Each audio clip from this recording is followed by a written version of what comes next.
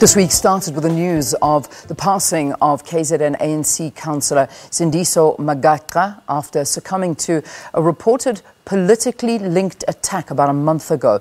This once again brought to the fore the ugly issue of political killings in that province. Our Durban reporter Ayanda Mhlongo has been working on the story and many, many more. She joins us now from our Durban studios to try and shed some light on the situation there. Ayanda, thanks for joining us and welcome to the program. A very good morning to you, Leanne. Now, Ayanda, we might call them political killings, but these are real people. They're part of communities. They have their own families. How are the communities dealing with these, what appear to be never-ending killings?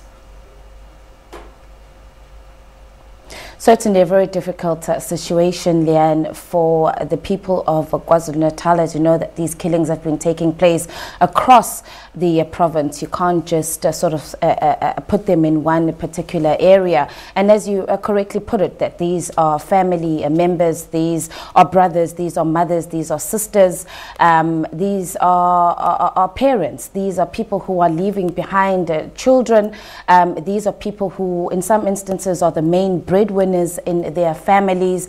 These are people who have dedicated their lives to improving not only their families but also improving the lives of the communities in which they have lived. Most of these killings, Leanne, have taken place in largely rural areas, and you would know our rural communities and the suffering in those areas, and that these are areas that are still lag behind when it comes to service delivery. And these are some people that have been working on the ground to try and improve on areas like a service delivery in their respective communities.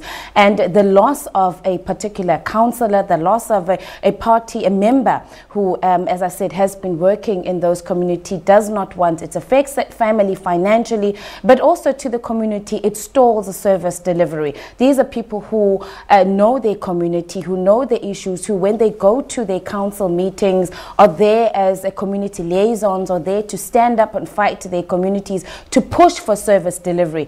And the areas that we have visited, Leanne, and I can go back way back as 2011 to some of the areas where there was a loss of councillors, political leaders in the local communities, where projects have been stalled, where there has not been a continuation. You'll also know that after a councillor, for example, passes away, there has to be a by-election. There has to there's a process that has to follow as a result. So a lot of things in that particular community then just come to a standstill. And these are the things that the communities are saying are affecting them. That it's not just the removing of one person. That it goes way beyond that. That it could be years of them now having to wait for a service delivery, where projects are put on hold.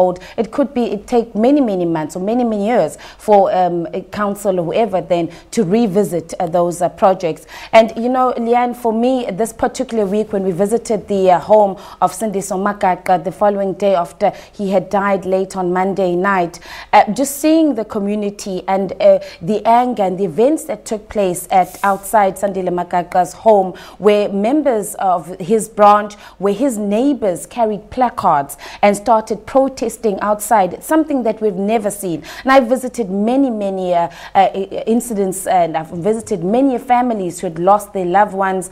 Yes, there's sorrow, yes, there's pain, but for the first time, I saw members of the community, members of the ANC, people who had served with Magaqa in his branch, carrying placards saying that they had enough, saying that enough was enough. Their pain, their sorrow is now turning into anger.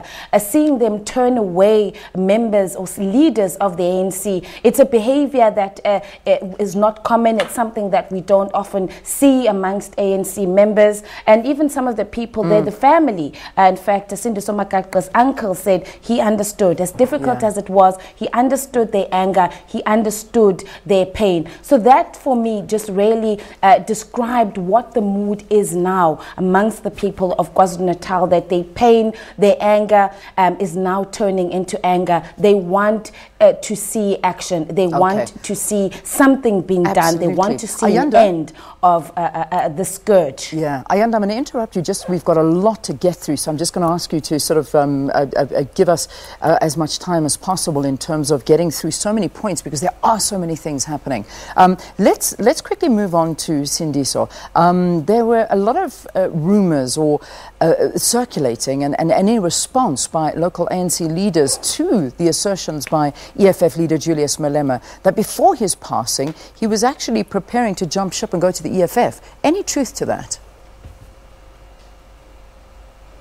That is a rumour, Leanne, as you've put it. It's not something that we've heard from the leaders of the ANC. Even when we visited as family, it's certainly not something that we heard from any of the family members that were there. The ANC has maintained that Sindiso Magaqa was a loyal member of the ANC, and he was looking at continuing to serve in even bigger structures, not only in the branch that he was serving, but he was possibly also looking at serving in the region. So from the ANC side, they've refuted those comments or claims from the EFF leader. Yeah, I know that he was mentioning that he actually wanted to make him one of the national leaders. That was what Malema had to say about that. Let's talk about the issue of the bodyguards that were caught on camera, and we have that in our news bulletin today. And in fact, I think a lot of people getting access to that video clip that we saw them with these awful weapons, and weapons that, I mean, AK-47s within a vehicle,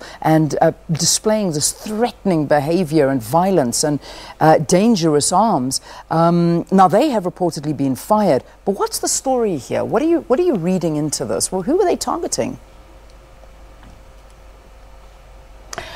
Well, it would be difficult to tell, Leanne, on this particular, whether or not they were just making that video.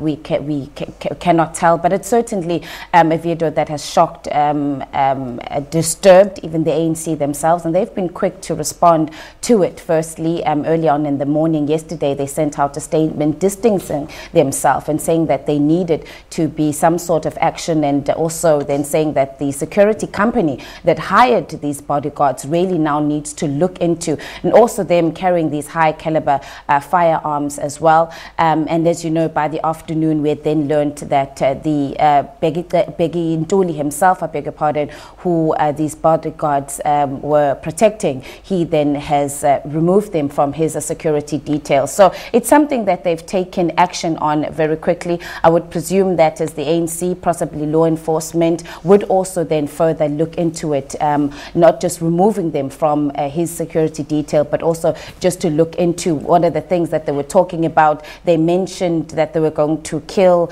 someone. I guess that this is something that the security agencies will possibly have to look into as well. Yeah, no doubt. And also, I'm sure the incident is prompting a broader conversation about who are the perpetrators of this violence? I mean, when you look at their actions, you can only but ask that question, and also their access to weapons. I mean, these weapons, AK-47s being carried in vehicles, and this is very worrying. Certainly, I mean, Leanne, the major concern has been also just looking at what one would say the modus operandi of how most of these incidents are taking place, that a lot of them are being killed through weapons and high caliber weapons, that these are assassinations, that these are leaders who have been ambushed as well. There seems to be a similar way in which these political killings are taking place, and that certainly has been a really, really big concern amongst the community members, the family as well, that have been involved, questioning the access to the weapons, saying that this clearly shows that KwaZulu-Natal, and you know, looking back in our history, Leanne, that this is a province that has a history of violence in the 80s and early 90s, and there has been question on whether or not the areas where that they saw an outbreak of violence, your Richmond, down in the south coast, whether or not there's been some discussion on whether or not there was a process of disarming people who were in those areas where weapon caches were delivered to people, be it members of the ANC, you remember your UDFs, UDMs back then, whether or not there was that process. These are the conversations now amongst the people of KwaZulu-Natal, and certainly, of course, police officers are also, that is forming a critical part of their investigations. Have to see this province being rid of weapons, because that seems to be one of the major problems that still exists here in the province of KwaZulu-Natal. It is a major concern, Leanne, for residents. I mean, it goes beyond, you don't know that whether or not you might just be driving, you might just be accompanying somebody and end up also becoming a victim in these particular incidents. And that is the concern. I mean, it even goes even beyond political killings, Leanne, and you look at crime, you look at these cash heists that have been taking place in KwaZulu-Natal, you look at areas with a high crime rate here, your KwaMashu, you and I have spoken a lot on KwaMashu Hostel, look at areas like Mlazi,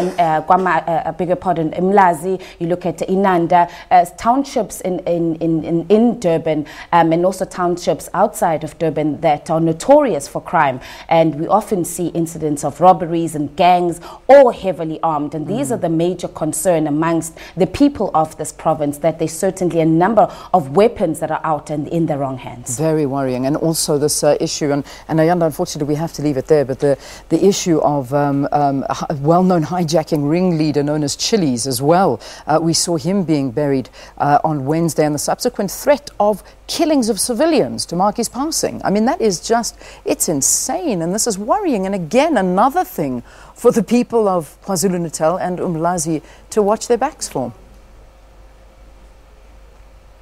Yes, so the police have certainly there, as soon as the news broke that Sandile Chilis Bengo had passed on, police certainly increased their visibility in that area, even bringing in their top unit, your National Intervention Unit, your Public Order Police. They were out in their numbers in Umlazi, Leanne, ensuring that people there were safe, particularly in his section where he lived, and also a neighboring section. But not just only Umlazi, there were concerns as well that there could be hijackings, there could be vehicle thefts, and so police really did increase their activities. They even went beyond just visibility. They conducted operations. There's been a number of roadblocks that have been held across Umlazi at all different times of the day. There's also been stop and searches. So police have said they've done all their best on terms of their side and police activities to ensure that the community are safe. But they've also then urged the community to please report matters if there are any people that they seem to be suspicious, to urgently report those to the police. And the police, as I speak to you, are still very much on the ground in Lazi, keeping an eye on that township. All right. Ayanda, thank you for talking to us. Ayanda Mhlongo is our reporter out in KwaZulu-Natal, been following all of these stories for us. Let's take a break. We'll have a story on labour and child trafficking after this.